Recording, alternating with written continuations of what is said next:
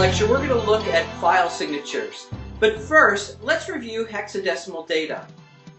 Hex is just a different way to view binary data. For example, we have 32 bits here, and looking at that 32 bits, it's really hard to interpret what are the possible meanings of that 32 bits. Whenever we break it into bytes, it helps us a little bit in grouping the bits. When we work with hex, we're going to group the bits in groups of 4. So that instead of grouping it in 8 bits to a byte, we're actually going to have 4 bits to each of these hexadecimal digits, and then we'll have 2 hexadecimal digits or characters per byte. So we have 4 bits per hex character, and then we have 2 hex characters per byte. And this grouping is going to make it much easier for us to look at the data and understand what we're working with. Now, when we have 4 bits, we can represent 16 different numbers. And the binary representation from 0000 to 1111 go from 0 to 15 in decimal. In hex, we represent that with the digits 0 through 9. And then for 10 through 15, we use the letters A, B, C, D, and F, since we don't have special symbols to represent those in our current character set. But whenever you see a hexadecimal A, you could think, okay, this is a decimal 10. When you look at hexadecimal codes, you just need to remember that you're working in a base 16, that whenever 2 numbers differ by 10, they actually differ by 16. But you're not going to have to work with that too much. More, you're going to be translating each of these characters into a specific ASCII code frequently. Now, it's much easier to recognize patterns and read data when it's grouped like this into hexadecimal digits and characters. So when we look at our 32 bytes and we look at these 8 groups of 4 bits, we can translate those into the hex characters.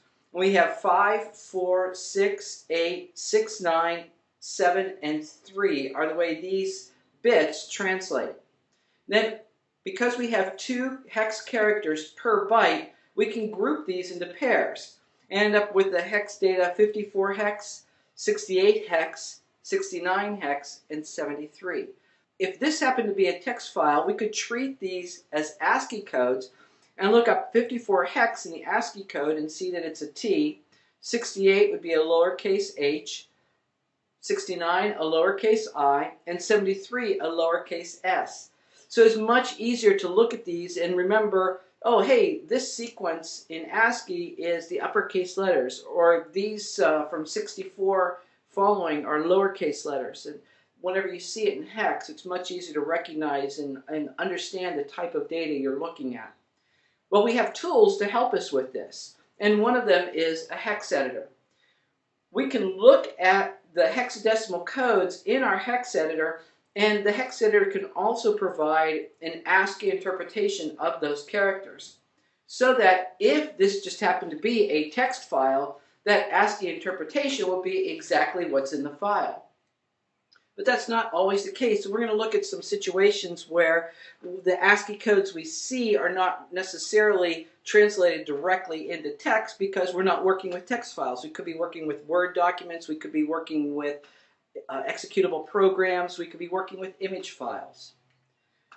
Now, hex editors play a very important role in forensics. They allow you to examine and change the individual bits and bytes of a file and the bits and bytes of a disk, regardless of what the file boundaries are or how it can be interpreted by a program. So you can search this data, you can modify it, you can view it and see what's inside the file, and you're looking at the raw data. You're not looking at data that's been interpreted by a program. For example, when you open an image file in Photoshop or almost any other program, it's going to interpret that image file as an image and display the image. A hex editor won't make that interpretation. It'll show you the actual bits in an image. For instance, in this example on the right, we're looking at the raw bits of a bitmap file. Hex editors also will display ASCII codes, but in certain cases, as you can see here, the ASCII codes aren't going to mean a whole lot because this is a bitmap image file, so it's not really ASCII text. And there are many different tools that allow us to work at this level. WinHex Specialist is one we'll be using throughout the course. FTK, Encase, Xways, all of these provide hex views of data in disks for us to be able to examine and work at a low level. Now let's go back to our text file a little bit and talk about the way text files are stored on the disk. In a text file, ASCII codes are stored as you see them or as you type them, just as is. First, let's look and see the size of the file. It has 83 bytes. And you'll see that corresponds roughly to the number of characters in this file. There are a couple cases where we have some extra characters thrown in, and we'll look at that in a minute. But the number of bytes in a text file is going to roughly be the same number of characters that are in that text file. So when we look at what was typed, we see that a capital T was typed first, and then the ASCII code for a capital T happens to be the first character. And you can interpret many of these other ASCII codes as the ASCII characters. We also have spaces and special characters that are in this file. For example, the ASCII code 20 hex is the symbol space. And everywhere you see the hex code 20 in this file, you'll know that there's a space in the file. Also, whenever you get to the end of the line and press the return key, in Windows operating system text files, Windows will store 2 characters. And this is one of the cases where the character count of the file is going to differ from what you see on the screen. Because Windows stores 2 characters in the file, we're going to have an extra character for every time you press return. It stores a carriage return and a line feed character. Now these are control codes that were given to printers in the old days. A carriage return moves the print head all the way to the left, and a line feed moves the print head down to the next line. And if you think about it, that's exactly what happens when you press the return key. Where you're typing your next character is going to go all the way to the left column and down to the next line. Now, not every operating system stores 2 characters whenever you press return. Older personal computers like the TRS-80 and Macs, when they used OS 9 and earlier, used only a carriage return character, 0D in hex, and that represented when it pressed return and sent the printhead over to the left line.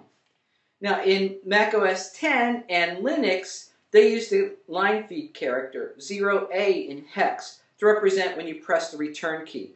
And this is why sometimes whenever you open a file that was created in Microsoft Windows in Linux or Mac OS X, you end up with the lines double spaced, because those operating systems are going to interpret the end of line character as 2 separate characters, the carriage return character and the line feed character. On Windows, Windows always treats both of them together, and so it will only go down 1 line. Right? It's important to understand this when you're examining a file, because sometimes the way the line feeds are stored can give you an idea of what type of operating system the file was created on. And this is really important for text files and program source code and files that are stored as ASCII codes. Also, you can store the tab character, which is 09 hex, and other special characters. And here you can see that 09 hex was stored in the file whenever the person pressed tab, but whenever you look at the ASCII interpretation, it just leaves it blank on the right-hand side because you can't really show what a tab character looks like. So those are just some examples of how you translate what you type into a text file into the ASCII codes, and then what it looks like inside the text file itself. Now, Microsoft Word .doc files. This is the older Microsoft Word format for Microsoft Office files before 2007.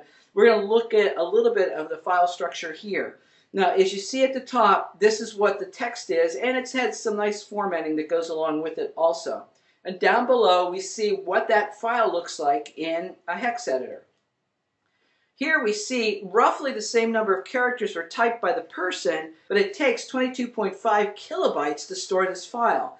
And that's because a Microsoft Word document has a lot of additional information inside of it other than just the straight text you type. For example, you have to store information about the fonts that are used, the colors that are used, the line spacing, the paragraph margins. All of that also has to be stored in a Microsoft Word document in addition to the straight text. That's why when we look at this document, there's going to be a lot of other information here that we need to interpret other than just the characters that the person typed. The first thing we'll look at is the file signature. The file signature is the first few bytes of a file. And we'll get more into what a file signature is in a few minutes here. But for Microsoft Office files, before Microsoft Office 2007, this is the file signature. It's D0, CF, 11, E0, A1, B1, 1A, E1 in hex.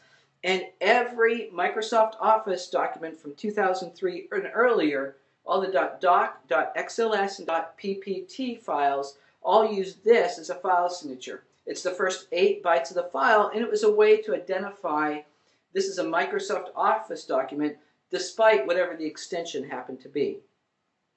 Now, the metadata follows, giving a little bit more information about what's in the file. Now, you can't really read that. That's because those codes are not really ASCII codes. They're binary data that the Microsoft Word application is designed to read. And it tells you a little bit about what's in the file, such as the formatting, the fonts, and the colors. And you also notice here that the Microsoft Word documents have quite a few rows of ones, and that's filler space because the actual text of the document is going to start at a specific location inside the file. And if we scroll down, you'll see that the offset of the actual text in the file is at 0A00. So when you examine a Microsoft .doc file, you can scroll down to this point to get an idea of what the text is. And there'll be some filler and metadata above this. So let's look a little bit more at this idea of file signatures. For the operating system and the programs that read files, file signatures are often more important than what the extension is. Extensions like .jpg, .doc, .xls can always be changed by the user. And that's a way some suspects may decide to hide the type of file it is. For example, they could change the JPG of an image file to be .exe so it doesn't show up when you're normally looking for image files. Many people don't know about the fact that there's file signatures stored inside files, and so that makes it one of the secret tools that digital investigators have in order to examine hard disk data. Changing the file signature can make a file corrupt. Changing the file extension, such as the .doc, .xls, does not necessarily corrupt the file, but changing the file signature does corrupt the file because from that point on, the programs that read the file are not going to know how to interpret those bits. And so as a result, they're not going to be able to correctly read the file. They might read the file as one type when it's actually a different type of file, and then the file will appear to be corrupted.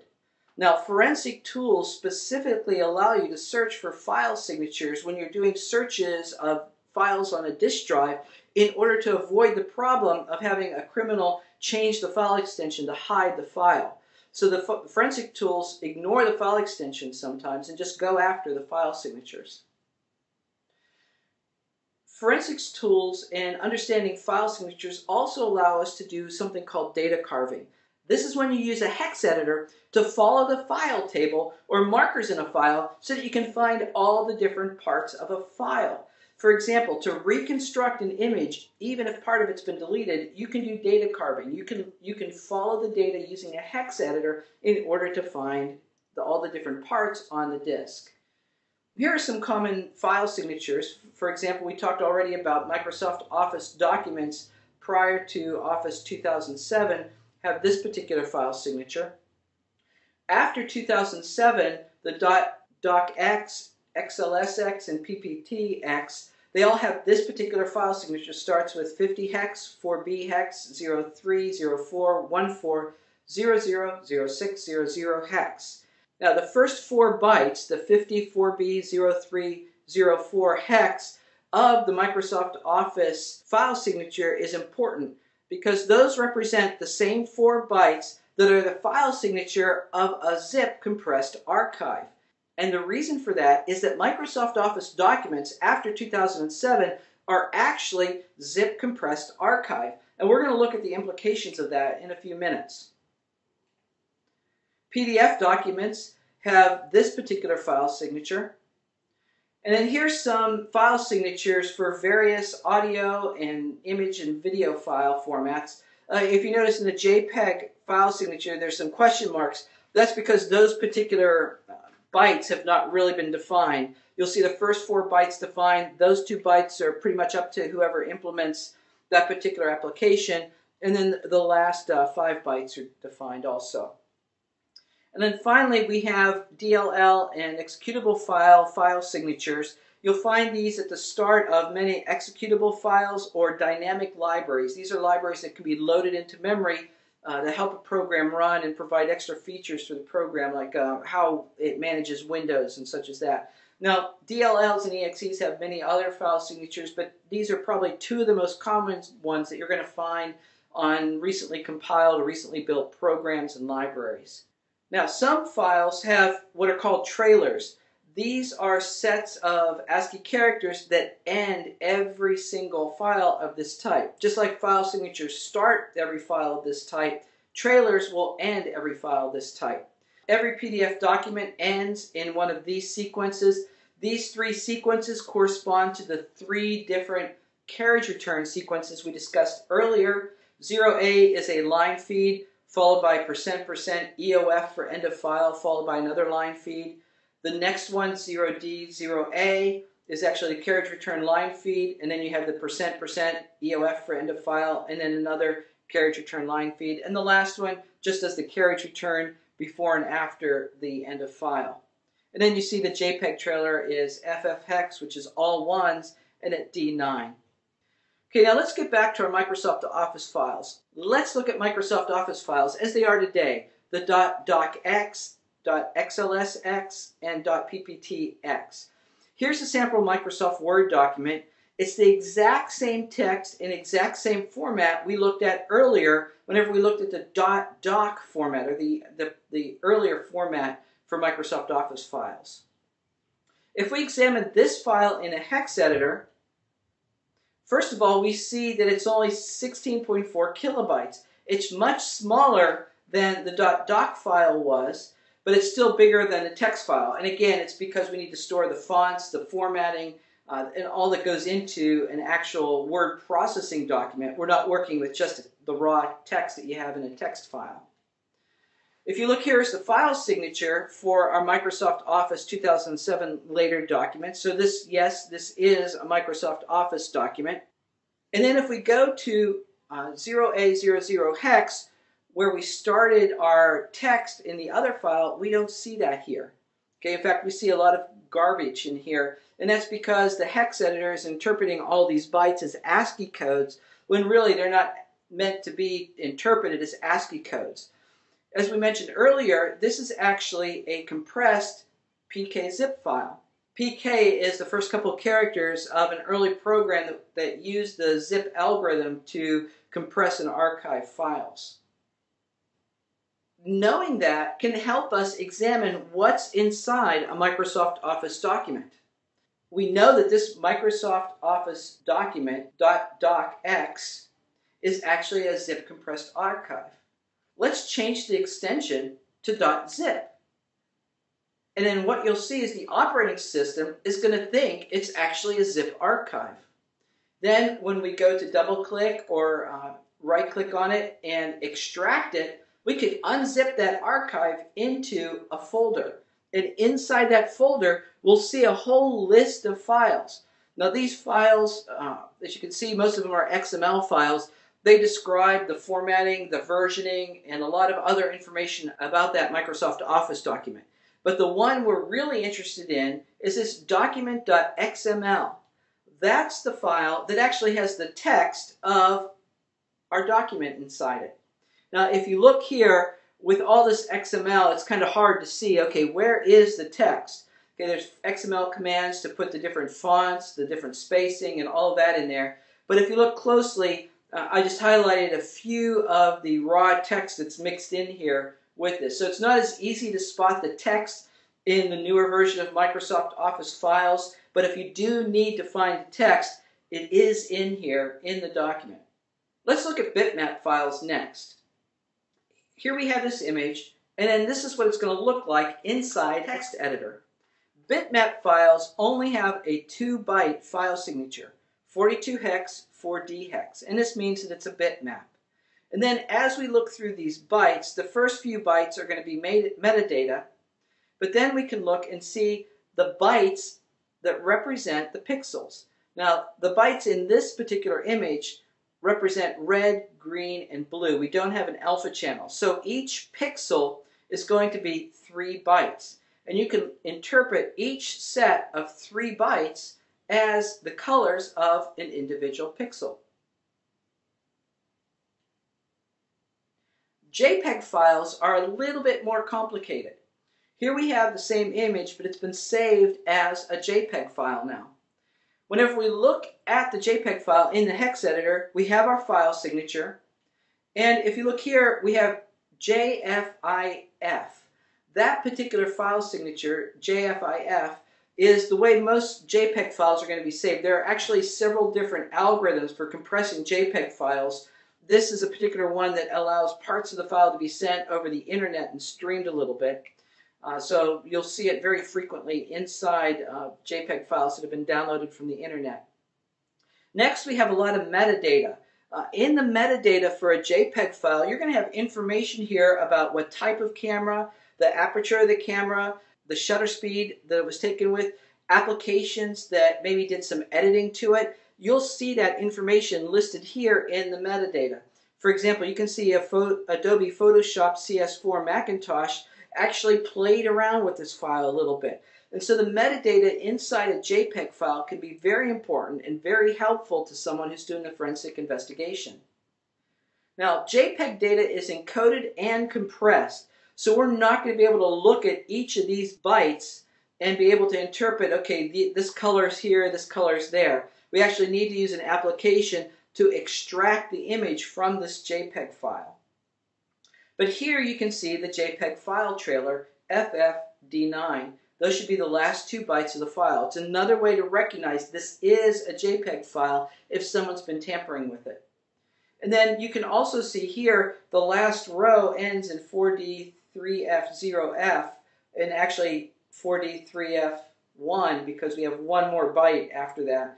And you can see that it's 316,401 bytes. So if you translate that number from hex into decimal, you'll get 316,401, which is the number of bytes in the file. And so those are some of the important things about file signatures and being able to examine files in hex editors.